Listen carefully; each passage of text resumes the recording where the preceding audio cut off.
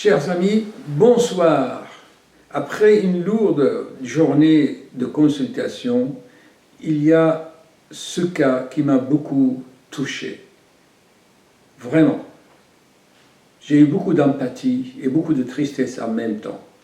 Voilà une patiente de 37 ans environ, amenée par sa belle-mère que j'ai soignée il y a une dizaine d'années. Elle vient d'un pays étranger, européenne, hein, je signale, bien européen, et plus de l'Est européen. Il vient me l'amener, docteur, on a vu plusieurs cardiologues et on veut demander votre avis parce que nous vous connaissons et nous savons que vous avez des approches vraiment atypiques. Quel est le problème? Cette jeune patiente a fait une fausse couche, communément parlé, hein, n'est-ce pas? Mais en fait, l'embryon vers la 8e semaine a eu des malformations, semble-t-il, et on a été obligé donc vraiment de l'avorter.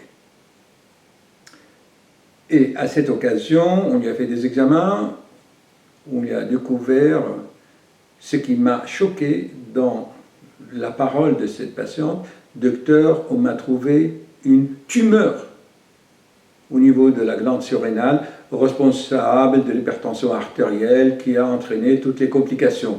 Mais le mot tumeur a beaucoup résonné en moi et je puis même lire dans la pensée de cette patiente, tu meurs. Donc je répète, toi, tu meurs.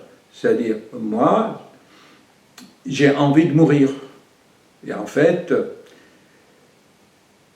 j'ai voulu comprendre pourquoi elle a eu envie de mourir. Mais comme je vous ai toujours expliqué dans mes vidéos sur le mécanisme de l'hypertension artérielle, c'est quoi l'hypertension artérielle qui peut faire mourir même un embryon dans le ventre ou faire des complications hémorragiques chez une parturiente? Qu'est-ce que c'est l'hypertension artérielle? Je vous l'avais souvent expliqué dans mes vidéos.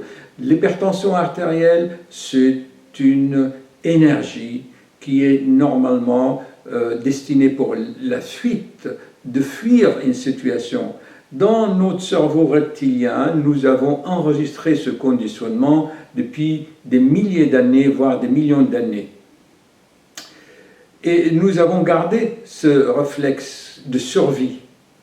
En cas de danger, eh bien, on met les pressions pour fuir un danger, ou pour l'affronter, mais souvent c'est pour la fuir. Alors, qu'est-ce qui se passe? Si on réfléchit bien, cette patiente, enfin cette maman, est venue d'un pays étranger pour venir en France, en étant mariée, et probablement dans sa famille où son mari voulait un enfant, ou la belle-mère voulait un petit enfant pour passer le restant pour passer sa vieillesse et jouer avec lui. Vous savez comment c'est les coutumes de famille. Mais à fur et à mesure de l'interrogatoire, j'ai pu déceler chez cette jeune femme de 37 ans, eh bien en fait, elle vit dans une situation qui ne lui convient pas. Enfin, ça c'est mon interprétation, d'accord? C'est mon interprétation. Sinon, pourquoi elle aurait fait tout ça? Tu meurs. Et en fait, je lui ai posé la question, mais est-ce que l'hypertension vous gêne? Qu'est-ce que vous avez des symptômes? Elle m'a balancé sous mes yeux, elle s'est levée de sa chaise, elle est venue à mon bureau. Docteur, regardez, je note tous les jours les chiffres, et voilà, il y a la tension qui est là. Mais je lui dis, mais vous, qu'est-ce que vous ressentez? Ah, rien. Mais les chiffres sont là.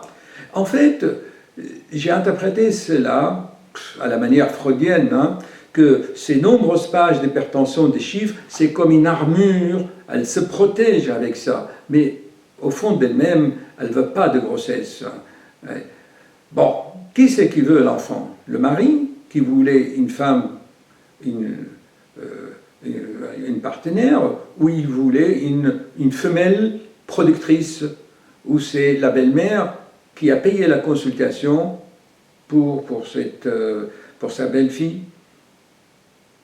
Bien sûr, ce sont des interprétations de ma part, mais je me base sur des éléments tout de même qui sont objectifs.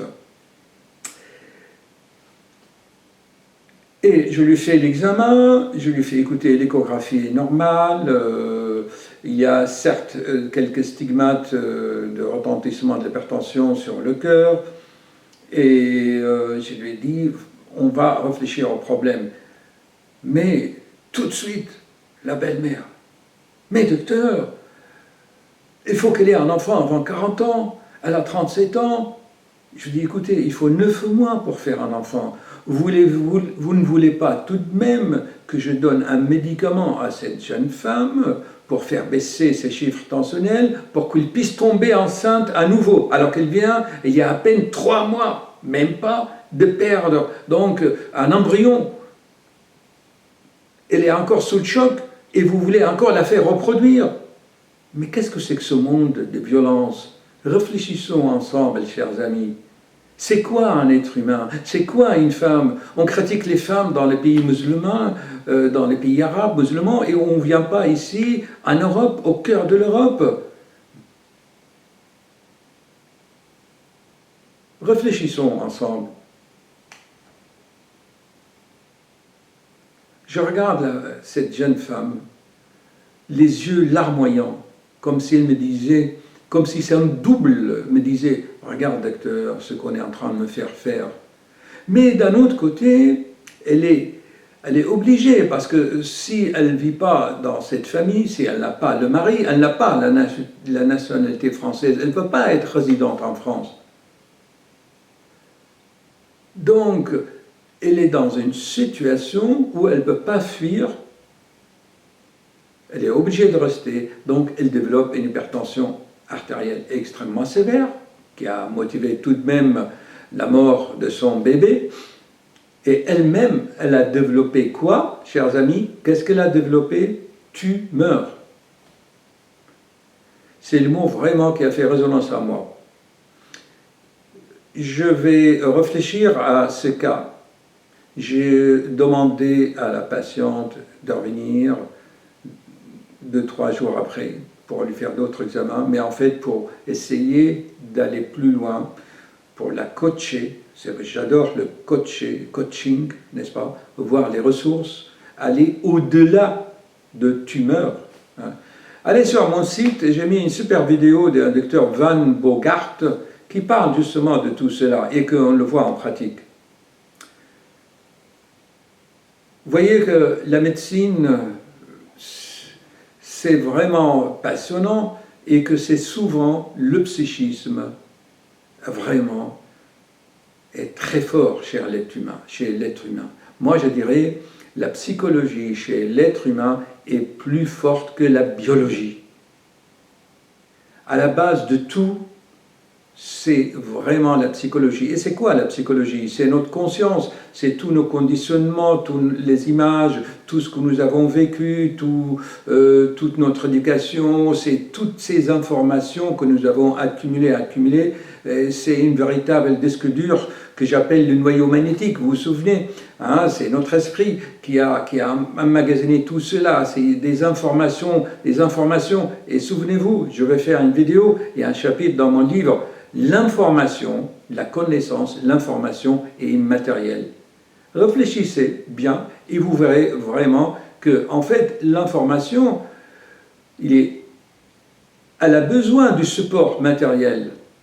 Ça veut dire, bon, vous tapez sur votre écran, sur votre clavier, vous envoyez donc des lettres et des chiffres sur votre écran. En fait, vous